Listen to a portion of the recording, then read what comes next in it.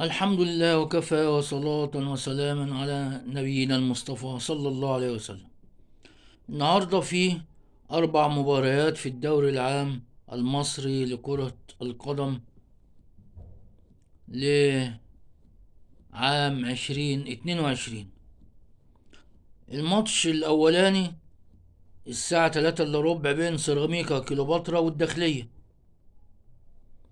الماتش التاني الساعة 5 بين سموحة والاتحاد السكندري، وبرضه في نفس الميعاد الساعة 5 في ماتش بين فيوتشر وغزل المحلة. الساعة 7 في ماتش بين بيراميدز وأسوان.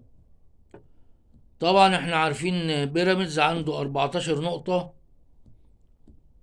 في المركز الخامس، أسوان عنده 6 نقط في المركز ال15، سيراميكا كيلوباترا عنده 10 نقط في المركز السابع، والداخلية عنده 3 نقط في المركز ال18، سموحة 7 نقط في المركز العاشر، الاتحاد السكندري 12 نقطة في المركز السادس، فيوتشر 15 نقطة في المركز الرابع، غزل المحلة غزل المحلة 16 نقطة في المركز الثالث.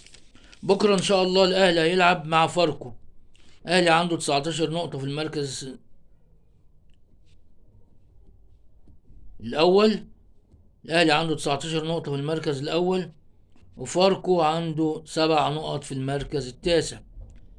الزمالك عنده 17 نقطة في المركز الثاني، وحرس الحدود عنده 3 نقط في المركز ال17. الدوري بدأ وهيبدأ يسخن إن شاء الله بعد نهاية كأس العالم وتتويج الأرجنتين بكأس العالم. ونشوفكم في فيديو تاني إن شاء الله، وإلى اللقاء.